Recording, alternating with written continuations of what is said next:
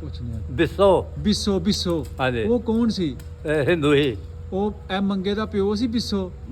ਪੁੱਤਰ ਪੁੱਤਰ ਸੀ ਮੰਗੇ ਦਾ। ਮੰਗੇ ਦਾ ਪੁੱਤਰ ਹੈ। ਅੱਛਾ ਠੀਕ ਹੈ। ਤੇ 12 ਮੰਗੇ ਨੂੰ ਕਿਉਂ ਕਿਹਾ ਗਿਆ? 12 12 ਪੱਤੀਆਂ ਸਨ? ਉਹਦੇ 12 ਪੁੱਤਰ ਹੀ, ਇਸ ਵਾਸਤੇ 12 ਮੰਗਾ ਖਵਾਇਆ ਗਿਆ। ਵਾਹ ਵਾਹ ਵਾਹ ਠੀਕ ਹੈ ਹਾਂ ਠੀਕ। 12 ਮੰਗਾ ਅੱਛਾ ਤੇ ਮੰਗੇ ਦੇ 12 ਪੁੱਤਰ ਹੈ।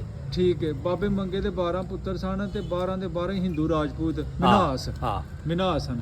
ਉਹਨਾਂ ਨੇ ਫਿਰ ਆਪਣੇ ਆਪਣੇ ਨਾਂ ਦੇ ਪਿੰਡ ਵਸੇ ਉਹਨਾਂ ਪਿੰਡ ਨੇ? ਵੱਖਰਾ, ਬਿੱਸੋ ਬਜ਼ੁਰਗ ਵੱਖਰਾ, ਅੱਛਾ ਬਿੱਸੋ ਵੱਖਰੀ, ਵਿੱਚੋਂ ਦੀ ਲੈ ਲਾ ਅੱਛਾ ਠੀਕ ਹੈ ਐਸਾ ਲੈ ਠੀਕ ਹੈ। ਬਾਕੀ ਵੀ ਗਿਣੋ ਕਿ ਫਿਰ ਜਰਪਾਲ, ਹਾਂਜੀ ਕੜਗਾਲ, ਹਾਂ ਦਰਿਆ, ਠੀਕ ਹੈ ਨੰਗਲ, ਜੀ ਪਿੰਡੀ, ਹੂੰ 2 ਪਿੰਡੀਆਂ ਨੰਗਲੀ, ਹਾਂਜੀ ਕਲਾਂ, ਹਾਂਜੀ। ਖੁਰਦ ਦੋਏ।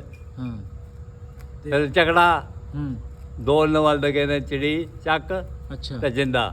ਅੱਛਾ ਜੀ ਇਹ ਬੇਔਲਾਦ ਸਨ। ਬੇਵਲਾਦ ਸਨ ਠੀਕ ਹੈ 10 ਪੁੱਤਰਾਂ ਦੀ ਨਸਲ ਚੱਲੀ ਅੱਗੇ ਹਾਂ ਅਗੇ ਤੇ ਦੋ 2 ਬੇਔਲਾਦ। ਜਿਹੜੇ ਨੇ ਨਾ ਬੇਔਲਾਦ ਸਨ। ਬੇਲਾ ਠੀਕ। 12 ਮੰਗਾ ਆਂਦੇ ਨੇ ਪੁਰਾਣੇ ਬਜ਼ੁਰਗ ਗੱਲਾਂ ਉਧਰੋਂ ਜਿਹੜੇ ਤੁਰ ਗਏ ਨੇ ਇਧਰੋਂ ਹਾਂਜੀ। ਹਿੰਦੂ ਲੋਕ ਉਧਰ ਵੀ ਇੰਟਰਵਿਊ ਹੋਏ ਨੇ ਨਾ ਹਾਂ ਉਹ ਆਂਦੇ ਨੇ ਜੀ ਬੜਾ ਕਸਬਾ ਸੀ ਇੱਥੇ ਬਾਜ਼ਾਰ ਬਹੁਤ ਸੀ ਬੜਾ ਕਸਬਾ ਹੈ। ਅੱਛਾ ਕਿੰਨੇ ਪਿੰਡ ਪੈਂਦੇ ਸਨ ਇਹਨੂੰ ਸਾਰੇ ਪਿੰਡ ਲੱਗਦੇ ਹੀ ਆ, ਅੱਛਾ ਬੌਲੀ ਚੱਕ ਤੱਕ, ਅੱਛਾ ਜੀ ਉਧਰੋਂ ਚੱਕ ਤੱਕ, ਅੱਛਾ ਚੱਕਾਂ ਤੱਕ, ਠੀਕ ਹੈ ਠੀਕ ਹੈ ਚੱਕ ਤੱਕ, ਜਿਹੜੇ ਮਸ਼ਹੂਰ ਉਧਰੋਂ ਇੱਧਰ ਹੂੰ ਛੰਨੀਆਂ, ਹਾਂਜੀ ਜਰਨੀਆਂ, ਹੂੰ ਸਾਰੇ ਪਿੰਡ ਭੇਖੋ ਚੱਕ, ਅੱਛਾ ਬੜੇ ਪਿੰਡ ਲੱਗਦੇ ਆ, ਬਜਨਾ ਕੋਟ, ਹਾਂ ਸਾਰੇ ਪਿੰਡ ਹੀ ਲੱਗਦੇ ਸੀ।